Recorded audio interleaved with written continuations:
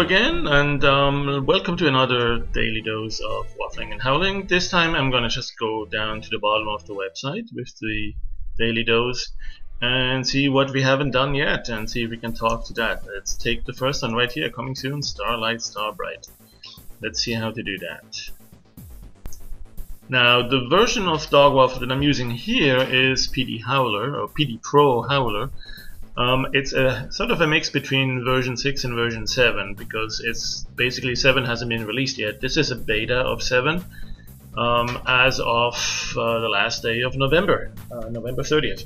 So it's getting close, but we still have probably maybe 2 or 3 weeks before the beta 7, the Pro 7 is out. The feature I want to show you, Starlight, Starbright, is actually something that was included already in version 6 and even in that one before that, in version 5. So you should be able to do this also if you have PD Pro 5.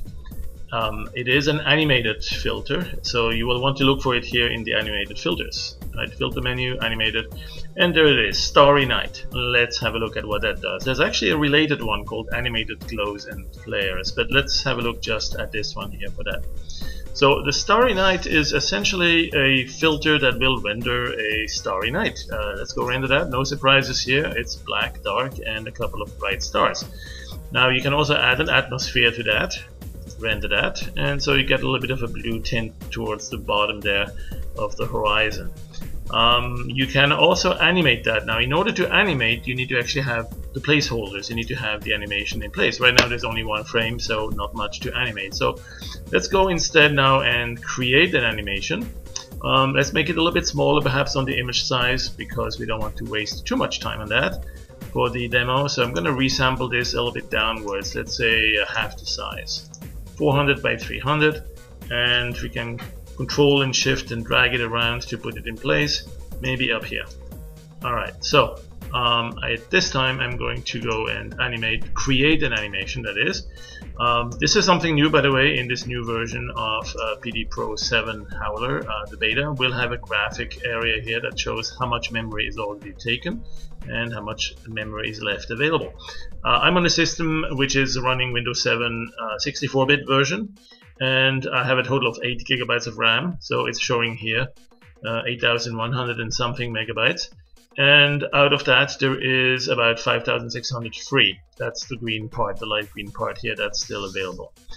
For this animation I'm going to just need 30 frames, and it's going to copy the current frame across each frame of that newly created animation. That's going to take about 10 megabytes of RAM, not a whole lot. Let's go and now go and render that. So what we have is we have the atmosphere, we have the stars, and we want to render that. Let's see what happens with that. So once that rendering is done, we can go and play the animation. In my case, I have the play bar at the bottom here. I can also scoop it up to the top, and there we go. So let's play this. And you see that the stars are kind of flying at us, or maybe we're flying into the starry skies. Let's go play with these numbers a little bit here. Let's go stop this and maybe make it a little bit faster, so increase the speed. And let's see what else could we do. The star size, let's make them smaller. Okay, and then but have more of those, maybe 500 or 400 there, 444. The softness, that will be kind of the softness of these stars. If you keep them very crisp at 0, they're going to be all or nothing, meaning you're going to see them and then suddenly at the edge you won't see them anymore at the edge of the star. Whereas if you increase the softness, they will kind of fade or blend into the background over a couple more pixels, and they'll make it a little bit more soft. Let's go render that, for instance. Now what you're seeing here is the progression through the existing frames. And now here we're done with the new one. So we have many frames, many stars here now, and probably a little bit too many, but this is of course something that we could use perhaps as a basis for an animated brush, you know. So many different ways. In fact, we could even go and apply some 3D lighting to that. Where is it? There, the stylize lighting tool, and see what that does. Not really a whole bunch. I thought that was going to be a little bit more impressive, but I guess it depends. Oh yeah, there we go. It depends a little bit on how much lighting we're asking for and so on. So let's go back to the Starlight, Starbright. A little bit fewer. Oh, that was not 400, that was 4,000. lots of stars there. Let's go back to 0 or very little softness, and then here's another one. Let's make them star size 0, and even below that we can go down to half pixel or quarter pixel. So -2 is very small stars, and this time we'll go without the atmosphere, and let's get them about, I don't know, yeah, let's give them at 4,444, but without animation for right now, and let's go render that. Now, what you have here are very small stars, and the beauty of it is that some of them are at full size and some of them are smaller. So when you go in and zoom into that, let's see, let's zoom into this, or even zoom in more, you can see that some of the stars are very faint, like this one right around here. That's very faint. Those are the half or the quarter pixel stars, and then there are some that are a little bit bigger.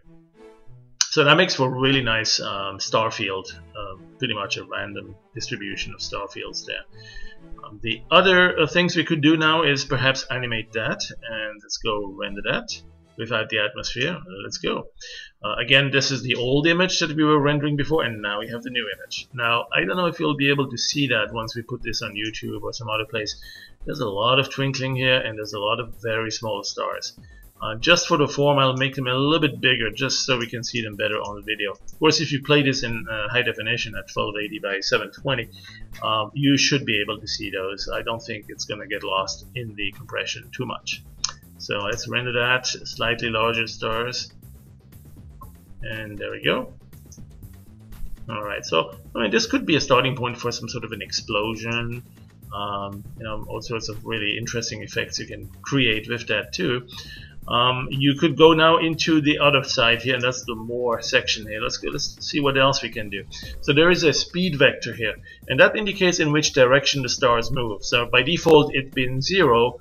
The only thing we see is it moves towards us, and in the perspective view it kind of goes past us all around it.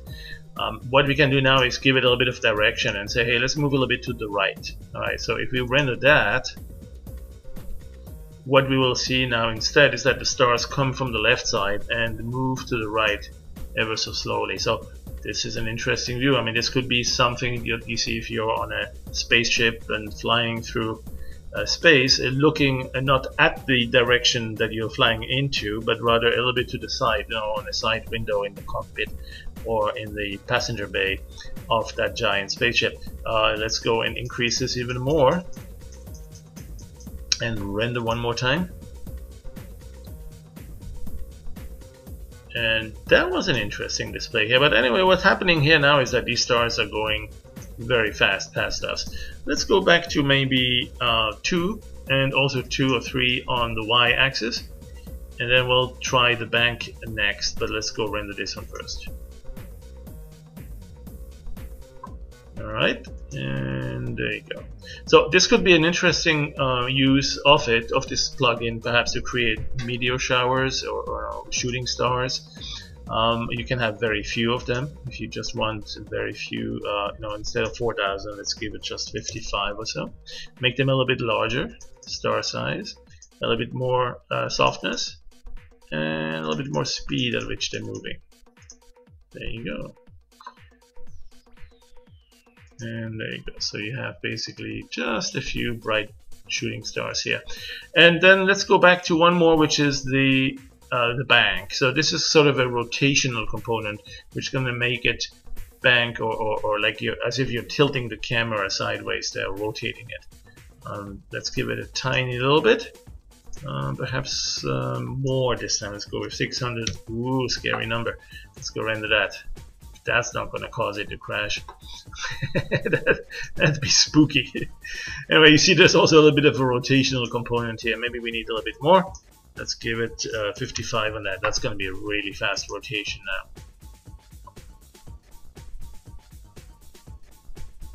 My, what's going on here? Oh, that's the softness. That's not the silly me. Look at that. Now I rotated the softness. Well, that's actually an interesting effect too. Right, because these are very soft, very large stars now, and it makes for very interesting patterns. If you need some sort of a displacement map for a background noise or something like that, this could be a really good way to construct that as well. So let's not dismiss that. But let's go back to softness of about 2 or 3, and go back to this one here, the bank. Let's not overdo it. 33 on the bank. Let's render that. Alright. Okay, and there we go. And so now we have quite a bit of rotation going on there as well. Now let's do that without any shift. So no X translation, no Y translation, just the rotation, just the bank, right? And let's give it, oh, I don't know, maybe 1,000. 1, 2, 3. There you go. And render that. So now we will have the stars fly at us and rotate around. Okay. And of course, if we are not moving at all, meaning if the speed is 0, the speed at which they're moving, it's still going to rotate because the bank is there. The banking is moving, rotating around, and there you go. So you got this little layout that we see here. And let's see what else we can do. Oh yeah, there's also another one called the some glow. Add some glows. And let's see what that does. Let's not have too many for that initially. Let's give it 222. Render that.